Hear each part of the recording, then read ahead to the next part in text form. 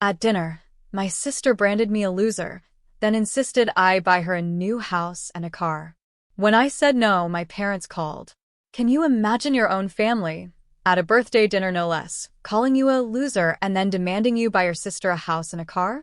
What if, when you said no, those same parents tried to destroy your career and credit, even breaking into your home? It sounds insane, right? But that's exactly what happened. I swear, my family treated me like their personal ATM for my sister for far too long. And then one night, they pushed way past the line. And trust me, when it blew up spectacularly. Let me take you back to where this whole mess started. I was 26. For years, I'd had this creeping suspicion that my family saw me less as a son or a brother and more as a walking wallet. But on Mom's birthday, they actually put my value in writing. A number. Folded and slid across the dinner table like it was the most normal thing in the world. The cracks had always been there, of course. My dad, Gerald, always looking through me.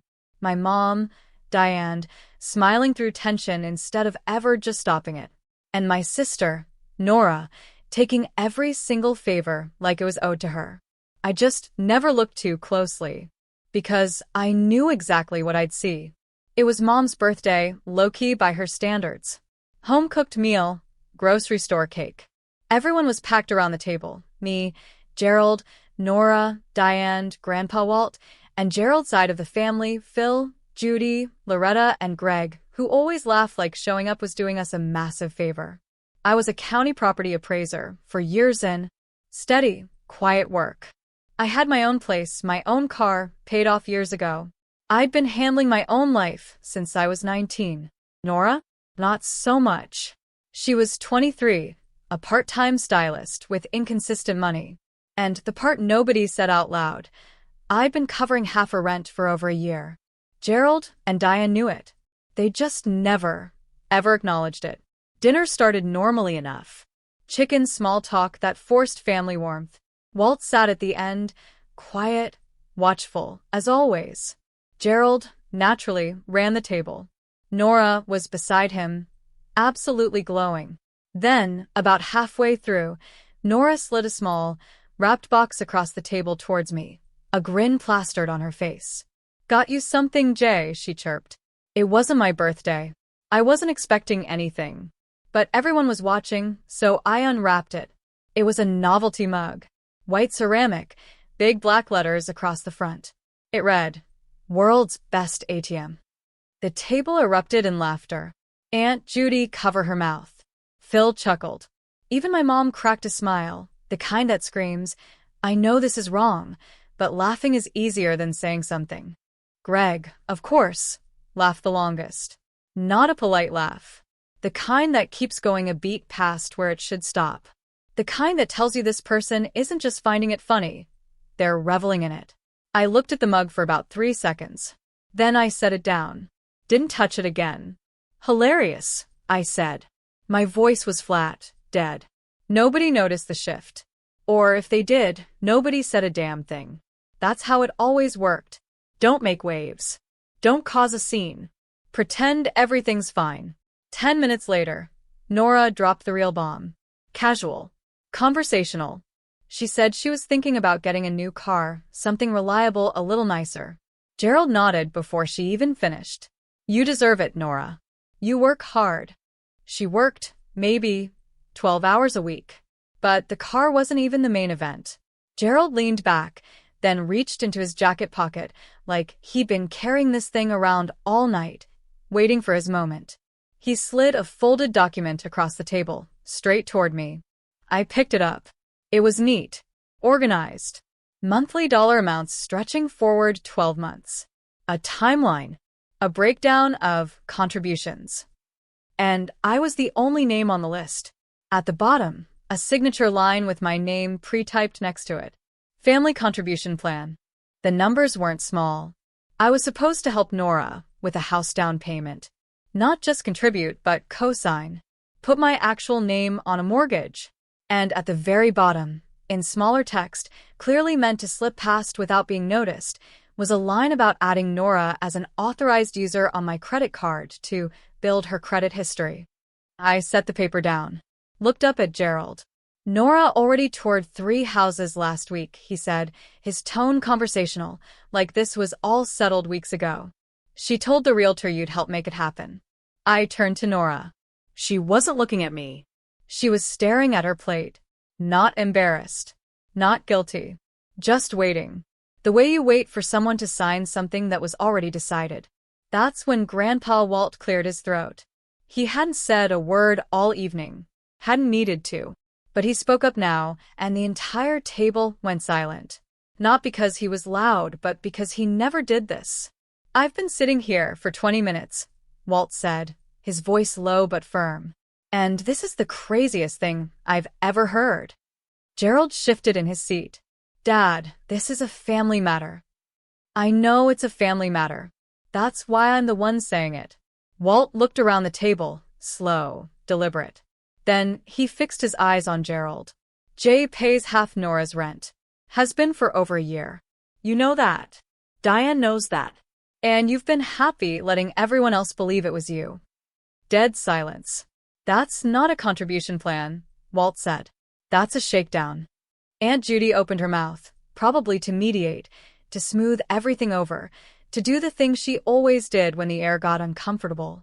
Walt held up one hand, without looking at her. She closed her mouth. Gerald recovered fast. He turned to me with that expression, the one that had been making me feel small since I was a kid. This is exactly your problem, Jay. You've always been cold.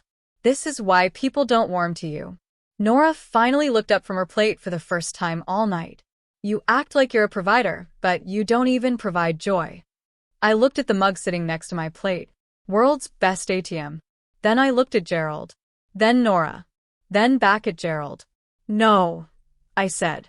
One word. But I said it with everything I had behind it. No car. No house. No cosign. No credit card access. Nothing. And the rent stops, too, tonight. Gerald's face went dark. The disciplinarian mask, the one that had worked on me every single time since I was a kid. Jay, this is about family. Then act like it, I said. His jaw tightened. Something shifted behind his eyes. The look of a man reaching for the last card in his hand. You do this, and you're done. No holidays, no family events. You're out. And don't come crawling back later, expecting us to pretend this didn't happen. Nobody at the table moved. Nobody said a word. Not Judy, not Phil, not Loretta. The threat hung there in the open, and nobody pushed back on it, which told me everything I needed to know about where they all stood. This, I said, is extortion with table manners. The room didn't move, didn't breathe. I stood up, grabbed my jacket. Didn't raise my voice. Didn't slam anything. Didn't wait for anyone to respond. I just walked out the front door while they were still sitting there, forks frozen midair, staring at the space where I'd been. I sat in my car for 2 minutes, hands on the wheel. Then I drove home. The calls started before I even got to my apartment. Nora called 17 times that first week. I didn't block her right away.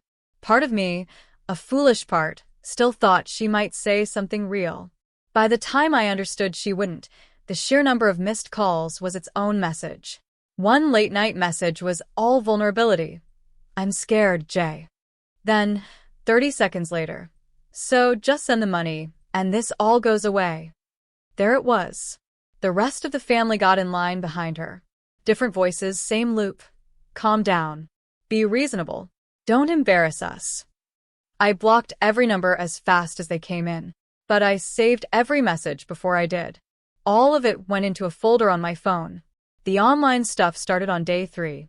Nora posted something deliberately vague. No names, just the kind of line that makes everyone reading it already know who it's about. Finding out who your real family is. Some people only show up when it's easy. The comments filled up fast. Judy first, then other relatives, then their friends who didn't know a single fact but had an opinion anyway. Within a day, the narrative was locked in. Jay blew up the family over nothing. I screenshotted everything.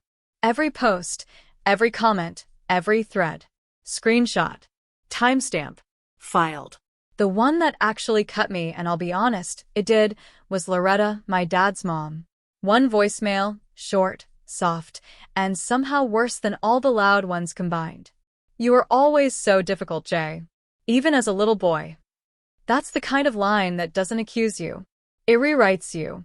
Takes years of being squeezed and reframes the whole thing as a personality trait. You're not responding to being exploited. You're just difficult. Always have been. And enough people repeat it enough times, and you start to wonder if they're right.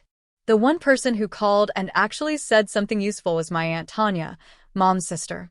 She wasn't tangled up in the chaos the way the others were. She called on day 4, kept it quiet, didn't take sides out loud, but she said one thing that stuck. Jay, I know what it's like to be the one everyone points at. Just be careful. And document everything. I'd spent my whole life thinking of Tanya as the quiet aunt who showed up at holidays and didn't make waves. Turns out she'd been through her own version of this years ago, something I only half remembered as a kid. She recognized what was happening before I'd even put words to it. And she was the only person in the entire family who warned me about it instead of pressuring me to back down. I thanked her. I meant it completely. What none of them understood, not Greg, not Judy, not any of them, is that being the bigger person was exactly what I'd been doing my entire life. Every time I handed over rent money, without being asked. Every time I said yes to something I didn't agree with, because saying no would have started a war. Every time I swallowed the humiliation and kept moving because keeping the peace was what the family expected of me. I was done being the bigger person. It hadn't gotten me a single damn thing. 2 weeks in, the pressure shifted from words to actions. And that's when things got real. Wednesday morning, I was at my desk at the county office, halfway through an assessment report, when my supervisor, Carol, called me into her office. No warning, just a short email. Come see me when you get a minute. When I walked in, she looked uncomfortable. Not angry, just uncomfortable. The way someone does when they've been handed something awkward and don't know what to do with it yet. Jay, I got a phone call this morning, she said. From a man who said he was your father. He identified himself as Gerald. Said he was concerned about your mental state. Said you'd been acting unstable and he was worried something might happen at work. The cold feeling in my chest wasn't panic. It was something steadier than that. Something that clicked into place. Did he give you any specifics? I asked, my voice calm, no edge. Not really. Just general concern. He sounded worried. I sat down, kept my expression neutral. Carol was watching me carefully, not because she believed what Gerald had said, but because the call had to be documented. I gave her the short version. Family conflict. Financial demands I'd refused. My dad had a reason to want me discredited. I kept it factual. No emotion. No dramatics. Just the situation laid out clean. Carol wrote it down. She said my performance file was spotless, and as long as it stayed that way, there was nothing to worry about. I thanked her and walked back to my desk. Pulled out my phone. Logged it. Date. Time. Everything Carol had said. He hadn't called my workplace out of anger. He'd done it strategically. Plant a seed. Create a paper trail. Make me look unstable before anything else happened. A quiet setup. I was going to make sure that setup didn't stick. The next morning, I went in early before anyone else was there and wrote up a short summary of the family situation. Just the relevant facts, nothing emotional. And emailed it to Carol with a request that it be added to my file alongside the note about Gerald's phone call. I wanted it documented. Both sides. So that if Gerald ever tried this angle again, there was context on record that told the full story. The notary ambush came about 5 days after that. I got home from work to find a note taped to my front door. Handwritten, surprisingly neat, from Aunt Judy and someone named Don, a guy I'd never met who turned out to be a notary Judy knew from somewhere. The note said they wanted to stop by and talk things through, and that they had some paperwork that could help resolve this quickly. Paperwork with a notary present. I knew exactly what that was. A loan agreement or some kind of family contract that would lock me into paying for Nora going forward. Something with a signature line and a notary stamp that would make it binding.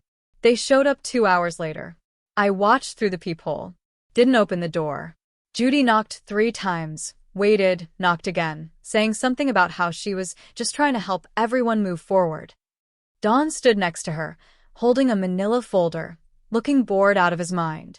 5 minutes. They waited 5 minutes, then left. I'd recorded the whole thing on my phone, held up near the peephole. Judy's voice was clear enough. Archived it. The fact that they showed up with a notary told me everything. They were trying to manufacture a binding obligation, a trap with a signature line, and some garbage about helping everyone move forward. Gerald started showing up places around that time. Not following me. Nothing that obvious or traceable. Just appearing. The gas station near my apartment. The grocery store I hit on weekends. The parking lot of the hardware store. Standing there scrolling his phone like he just happened to be in the neighborhood. Each time, we'd lock eyes for about 2 seconds. Neither of us said a word.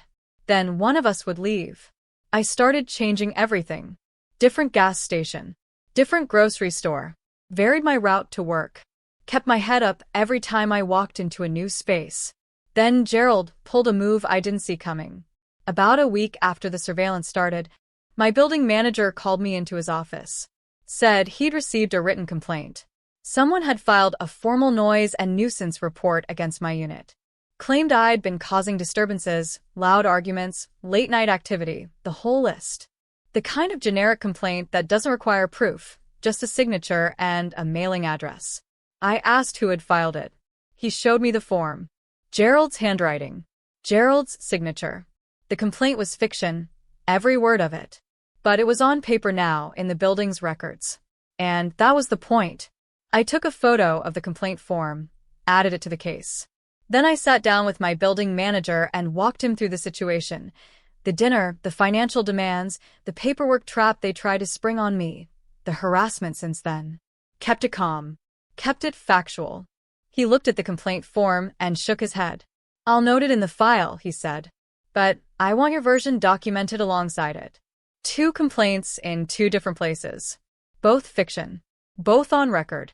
Gerald was trying to put my life on paper, without me. 3 weeks in, my mom called. Jay, please come over. Something's wrong. I don't want to bother you, but I don't know who else to call. My gut said no. But it was my mom. I went. The living room was full when I walked in. Gerald, Nora, Aunt Judy, Uncle Phil, Loretta, even Greg, leaning against the kitchen doorway with his arms crossed like he was trying to look casual and failing. It wasn't an emergency. It was a setup. They had it choreographed. Judy kicked it off, laying out how the family was falling apart, how everyone just wanted things to go back to the way they were, how I was punishing people who love you. Phil nodded along every few sentences. Loretta, from her chair in the corner, said something soft and quiet. You were always so difficult, Jay. I looked around the room, counted every face, noted who was there and who wasn't. Grandpa Walt was not in the room. I pulled out my phone, opened the voice memo app, hit record, set it face down on the arm of the couch, microphone pointing outward. Go ahead, I said. Keep going. They kept going. For about 20 minutes, they took turns explaining what I owed Nora, what I owed the family, what I owed my parents just for being raised. Judy got emotional. Real tears. The kind that come from genuinely believing your own performance.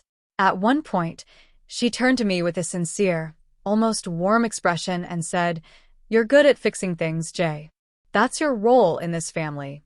That's the problem, I said, quiet flat. She blinked, kept going like I hadn't spoken. Nora sat through the whole thing with her arms crossed, staring at the carpet. I let them finish. Then I picked up my phone, recording still running, and said, I appreciate the effort. Nothing changes. I'm leaving. Walked out. The drive home was quiet. 20 minutes of people I'd grown up with listing reasons why I owed someone my money. Not one of them had asked a single question about how I was doing. They'd just come with their list and expected me to fold. Walt called me an hour later, furious. And not at me. They told me you were coming over to hang out, he said, his voice tight in the way it gets when he's angrier than he's letting show. They lied to get me out of the house, so they could set you up. Yeah, I said. They did. That's manipulative. That's a straight-up ambush, Jay. I know, but now I have it on tape. Walt went quiet for a second. Then good. that gave me something valuable. Someone who'd seen the dinner, someone they deliberately kept away from the ambush, and someone who was pissed enough to back me up. I installed cameras the next week.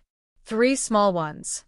One pointed at my front door from inside, one covering the hallway outside my apartment, and one tucked on a shelf catching the living room and kitchen. Nothing expensive, the kind you pick up at any electronics store. I told nobody about them. The break-in happened on a Thursday evening. I came home from work, and the door was unlocked. Not forced, not damaged, just open. Sitting there like someone had used a key, walked in, done what they needed to do, and left. My laptop was gone. A small portable scanner I used for work. And the thing that hit hardest, the thing that made something tighten in my chest in a way none of the other stuff did, my great-grandfather's watch was missing from the dresser. A plain silver watch that had belonged to Walt's father, my great-grandfather, the one I only knew through stories. Walt had put it on my wrist when I was 15 and said, "Keep time for the men who couldn't." Not expensive. Just the last physical thing I had left of him. Gone. But he hadn't taken everything. On the kitchen counter, right in the middle, where I'd see it the second I walked in, was the mug. The white ceramic one. World's best ATM. I hadn't displayed it. I'd left it in a drawer after the dinner. Shoved it in the back, where I didn't have to look at it. He'd gone looking for it. Found it. Set it out. That wasn't theft. That was a statement. I checked the camera footage before I did anything else. The video was grainy, but workable. Hands working the lock with a key. A figure moving through the apartment, loading items into a bag. The face stayed angled away. Whoever did it knew about cameras or was just being careful. But the build was right. The jacket was right. The way he moved through the space, confident, unhurried, like he knew the layout. That was right, too. I called the police, filed a report, gave the officer the footage and the full timeline of everything that had happened since the dinner. He took it all, wrote it down, and said someone would be in touch. That night, I sat on my couch with the door locked, new lock, installed that same evening, and went through the evidence folder on my phone one more time. Every screenshot, every voicemail, every recording. And then I started thinking about the bank stuff. Gerald had been building paper trails everywhere. The workplace call, the building complaint, the notary visit. All of it designed to create records that painted a certain picture. That pattern made me wonder what other records existed that I didn't know about. I pulled up every account I could think of. The joint account with Nora. The family savings account I'd been putting money into since I was 16. A handful of others with my name on them from years back that I'd never bothered to check. Every statement showed the same thing. Money moving in directions I'd never authorized. Most of those accounts had been opened when I was a minor, with Gerald listed alongside me. One of those family convenience choices that turns into a weapon later. I never cleaned it up because I'd never imagined I needed protection from him.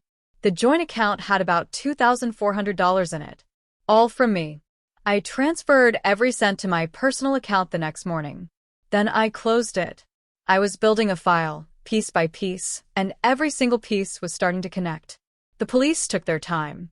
10 days before a detective called back. When she did, we sat down for 2 hours and went through the footage. She had enough to move forward.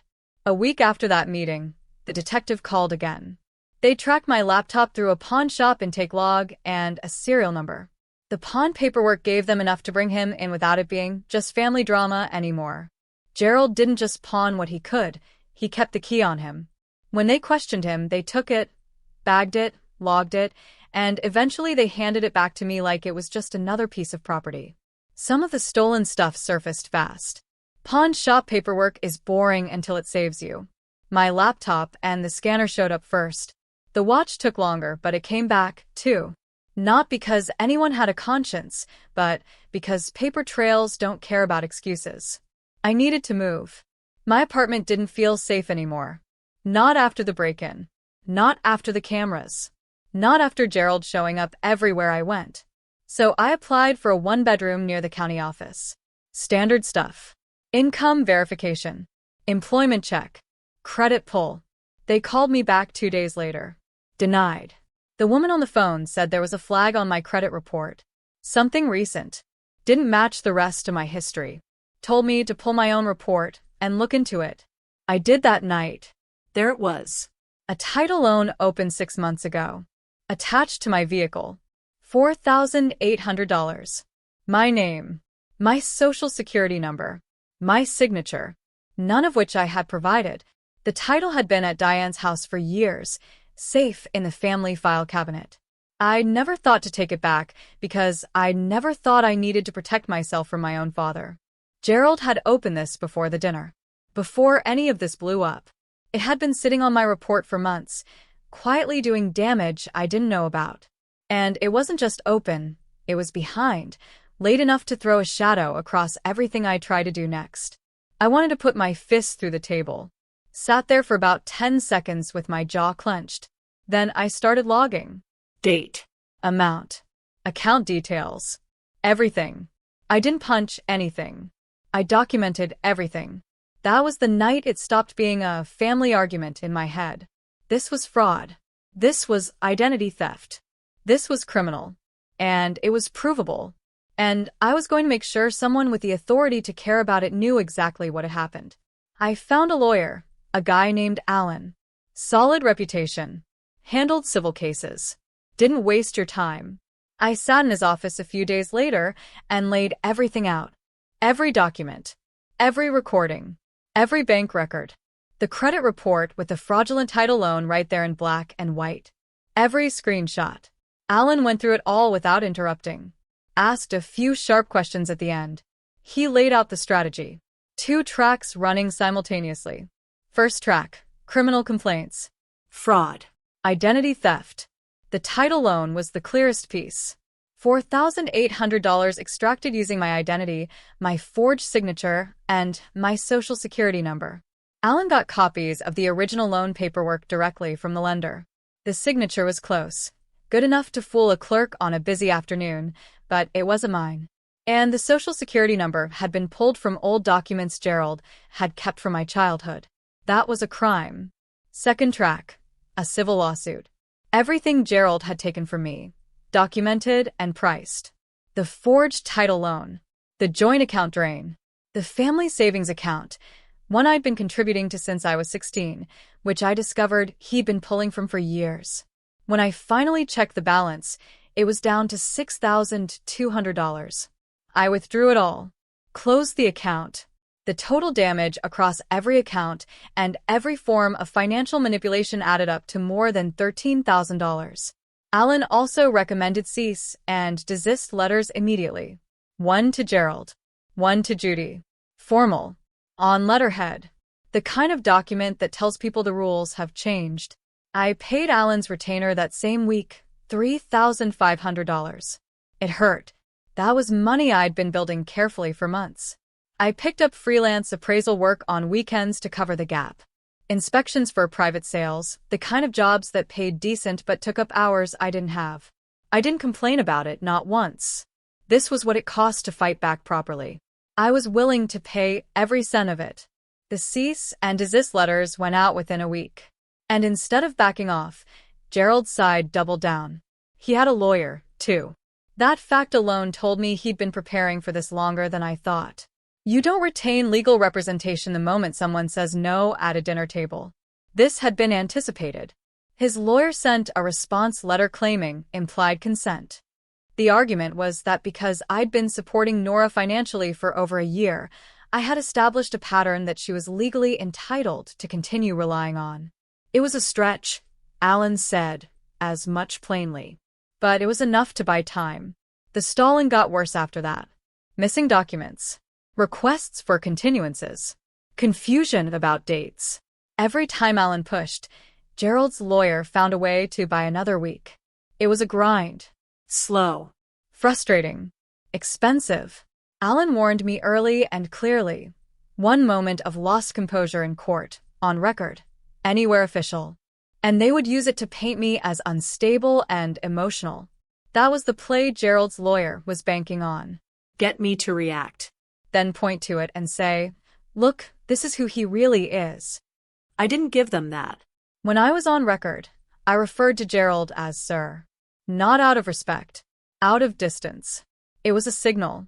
deliberate, cold, and unmistakable. This wasn't a father-son argument anymore. It was a legal matter, and I was going to treat it exactly like one. Say it again, slower. I told Gerald during one recorded phone call he'd initiated, one where he'd started demanding I stop this whole circus and come back to the family. I want the recording clean. He hung up without another word. The recording was crystal clear. The hearing was on a gray Tuesday in late autumn. I wore a plain dark suit, no tie. Sat next to Alan on one side of the room. Gerald was on the other side with his lawyer. Nora was off to the side in the gallery. She looked smaller than I remembered. Quieter. I didn't look at her for long. Then Grandpa Walt took the stand. 74 years old. Button-up shirt. His good jacket. Sitting up straight like he'd been waiting for this.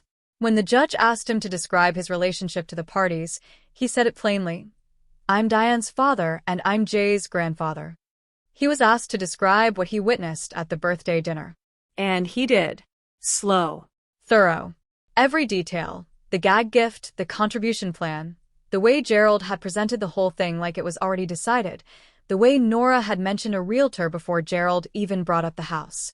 Then the judge asked about the financial support, whether Walt had direct knowledge that Jay had been paying Nora's rent. I found out that night, Walt said. Gerald had let everyone in the family believe he was the one covering it. He wasn't. Jay was. Had been for over a year. He paused, looked across the room at Gerald. I should have asked sooner. That one's on me. Gerald's lawyer tried to cross-examine. Asked whether Walt was just going on what Jay had told him, or whether he had independent knowledge. Walt looked at her with an expression that could have frozen the room. Ma'am. Jay printed the statements and handed them to me the week after that dinner. His name is on every single deposit. Gerald's name isn't on one. Silence. Gerald's lawyer shifted in her seat. Gerald himself stared at the table in front of him. Alan waited. Let it hang there. Made sure the judge felt every second of it before he moved on. The turning point arrived during Gerald's own testimony. He'd been solid up to that point. Measured. Reasonable. Playing the role of the concerned father who just wanted to help his daughter succeed. His lawyer had prepped him well. He spoke in calm sentences and used words like responsibility and family unity. He sounded credible to anyone who didn't know better. Then Alan stood up. The first few questions were easy. Just establishing basic facts.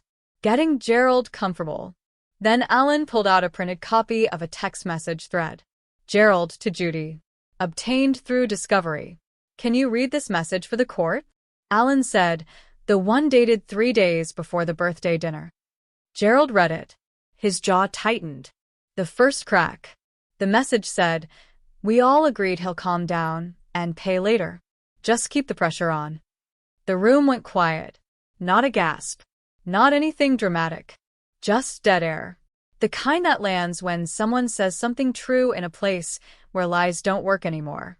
Gerald tried to spin it. Said it was out of context. Said he didn't mean what it sounded like. His lawyer objected. Alan had 3 more messages in the same thread. Each one tightening the same picture. The out-of-context defense started looking thinner with everyone. And that's when Aunt Judy, sitting in the gallery, cracked it wide open. She'd testified earlier that morning briefly about the notary visit.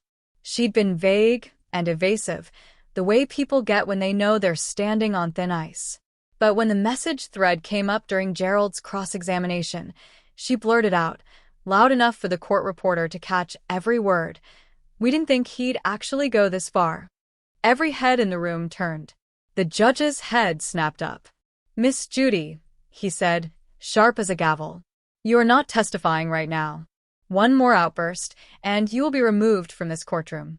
Judy sank back like the air had been punched out of her. Alan didn't flinch. Didn't react. Just let it sit there. Let the judge hear it. Let it do its damage on its own. The rest of the hearing moved faster after that. I sat through all of it the way Alan had coached me. No fidgeting. No expression that could be read as anything other than calm. When I spoke in short sentences. Dates, amounts, facts, no editorializing. When Gerald's lawyer tried to frame me as someone who had chosen conflict over family, I looked at her and said, "We can discuss feelings after we discuss felonies." Alan actually smiled at that one. The judge did not. Tanya testified briefly that afternoon, too. Not about the dinner or the money, but about the pattern. She described her own experience years ago, the way the family had turned on her for setting a boundary. It gave the judge context, showed that what happened to me wasn't a one-time thing. It was how this family worked. The verdict came down 2 weeks later in writing. I read it at Alan's office, sitting in the same chair where I'd first laid out the whole mess months earlier. A civil judgment for the full documented amount, a protective order, and a written finding that the fraud and identity theft claims were supported by evidence, enough that the criminal complaint stopped being family stuff and started being a file with teeth. Not a prison sentence. Not a dramatic collapse in front of a courtroom full of strangers. But it was permanent. It was documented. And it was real. It was also, for the first time in this whole thing, the truth on the record, where it couldn't be rewritten or minimized. Things didn't blow up overnight. They came in slow, steady, over weeks and months. But every single one landed. Gerald's landscaping business, the small lawn care company he'd built over 15 years, quietly folded about 6 weeks after the verdict. Word of mouth in a small town. A handful of clients saw the court records and stopped calling. Gerald lost the thing he valued most, the appearance of being a man who had his life under control. Aunt Judy went quiet after the verdict. The kind of quiet that means the game is over and everyone knows it. Phil sent one text, "I hope this works out for everyone," which was about as much emotional investment as Phil had ever shown about anything. Greg disappeared. Loretta never acknowledged any of it happened. Nora was the one I paid closest attention to. She tried to reach me at first. I blocked everything. 2 months later, Tanya told me Nora had gotten her own lease. Salon work plus a second shift at a dry cleaner. For the first time in her adult life, she was figuring it out. 23 years of being told, "You're the golden child," doesn't make you strong. It makes you brittle. Tanya became something real after that. Not dramatic, just consistent. A text every couple of weeks. A check-in on my birthday. She'd been through her own version of this years ago. She understood what it cost. 3 months after the verdict, I went to my mom's place. Not to reconcile. Not to make peace. There was a box of old stuff at Diane's house I needed back. Photos. Documents from when I was a kid. Things I wanted before I closed out that address entirely. Diane opened the door when I knocked. She looked tired, like something inside her had finally stopped running. She stepped aside to let me in. Didn't say anything. I grabbed the box from the hallway closet. Took about 3 minutes. When I turned to leave, she was standing in the kitchen doorway. "Jay," she said. I stopped. Didn't turn all the way around. "I know it doesn't change anything." Her voice was steady. "I chose peace over you for years. And I told myself it was the right thing to do because it was easier. It wasn't the right thing." I stood there for a second. Let that settle. "Yeah," I said. "It wasn't." She didn't cry or ask for forgiveness. She didn't dress it up into something smaller. She just nodded once and stared at the floor. I left. About a week later, on a Saturday morning, I wrote 2 words on a plain sheet of paper and slid it into an envelope with the spare key the police had returned to me. I didn't take it to Gerald. I took it to Alan's office and left it with the receptionist, letting it move through official hands like everything else had. Alan mailed it certified. The note said, "No access."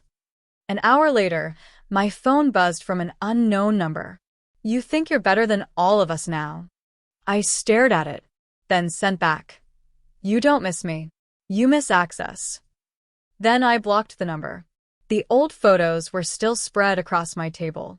I pushed them aside and opened the small evidence bag from the pawn shop recovery. The watch dropped into my palm. My great-grandfather's. The one Walt put on my wrist when I was 15. I held it for a long moment, then strapped it on where it belonged. Once the protective order was filed and the payments cleared, I changed everything. Address, routines, number. Quietly. like closing a door that doesn't need to be slammed. Outside, the city kept moving. And for the first time in 26 years, nobody else had a key to my life. So, tell me, after everything I went through, do you think I did the right thing? Have you ever had to draw a line with your family like this? I really want to hear what you think in the comments below.